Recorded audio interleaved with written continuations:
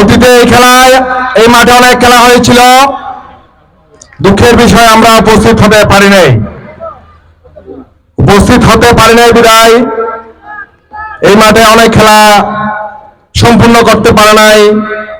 কারণ রাজনৈতিক ইস্যুতে শহীদ শাসক খুনি হাসিনার ফ্যাসিস্ট সরকারের নেতাকর্মীরা এই মাঠে সবসময় ঝামেলা লাগিয়ে রাখত।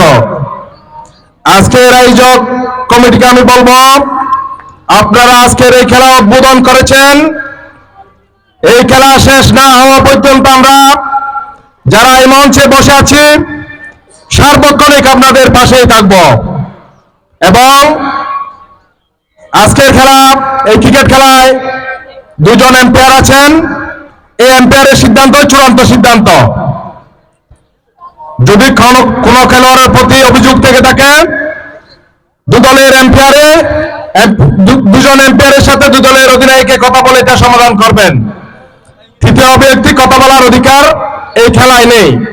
এবং যারা দর্শক মন্ডলী আছেন, আপনারা যারা খেলা উপহার দিচ্ছেন, আপনারা সুন্দরভাবে সুচারুভাবে খেলা উপভোগ করুন। এবং কেউ অরাজকতা সৃষ্টি করতে চাইলে তাকে প্রথমে আমাদের আইনের আওতায় আনবো, এরপরে প্রশাসনের হাতে দিব। স্পষ্ট ভাষায় বলছি, কেউ যদি কোনো ঝামেলা করতে চান সাবধান হয়ে যান। ঝামেলা করলেন এই মাঠে তাদেরকে শায়েস্তা করে তারপর প্রশাসনের হাতে দিব। এবং আজকের খেলা সম্পূর্ণ না হওয়া পর্যন্ত এবং এই খেলার ফাইনাল না হওয়া পর্যন্ত আমরা আপনাদের পাশেই থাকব।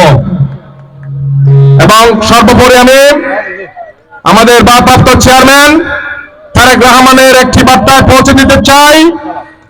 সুদূর লন্ডনে বসে বাংলাদেশ জাতীয়তাবাদী দলকে তিনি নেতৃত্ব দিচ্ছেন দীর্ঘ 18টি বছর। এত সুচারু এবং গুচারুভাবে তিনি নেতৃত্ব দিয়েছেন, যার প্রেক্ষিতে আজ বাংলাদেশ জাতীয়তাবাদী দল ঐক্যবদ্ধ। এবং আগামীতে এই রাঙ্গুনিয়ায়ও জাতীয়তাবাদী দল ঐক্যবদ্ধভাবে ধানের শীষ মার্কা যে নিয়ে আসবে তার পিছনে আমরা একসাথে রাজনীতি করব। এবং তারেক রহমানের বক্তব্য একটাই, বাংলাদেশে 31 দফা বাস্তবায়নের জন্য নবীন প্রবীণ এবং আবাল বৃদ্ধ সবাইকে একসাথে কাজ করতে হবে। এবং বাংলাদেশের জনগণ এবং মা বোনদের দোরগোড়ায় পৌঁছে দিতে হবে তারেক রহমানের 31 দফা বাস্তবায়নের খবর। সর্বোপরি আমি সবাইকে উদাত্ত আহ্বান জানাবো, বাংলাদেশ বিনির্মাণে এই তরুণদের যে 5ই আগস্ট স্বাধীনতা অর্জন করেছে, এই তরুণদের অবদান বেশি। আজকের মাঠে যারা তরুণ উপস্থিত হয়েছেন, আপনাদেরকে দায়িত্ব নিতে হবে। আগামী বাংলাদেশ সার্বভৌমত্ব এবং বাংলাদেশ অবকাঠামো উন্নয়নের জন্য আপনাদেরকে এই দায়িত্ব হাতে নিতে হবে।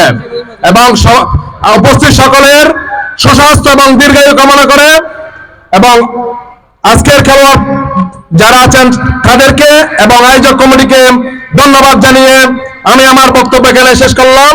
সবাইকে ধন্যবাদ। আসসালামু আলাইকুম ওয়া রাহমাতুল্লাহি ওয়া বারাকাতুহু।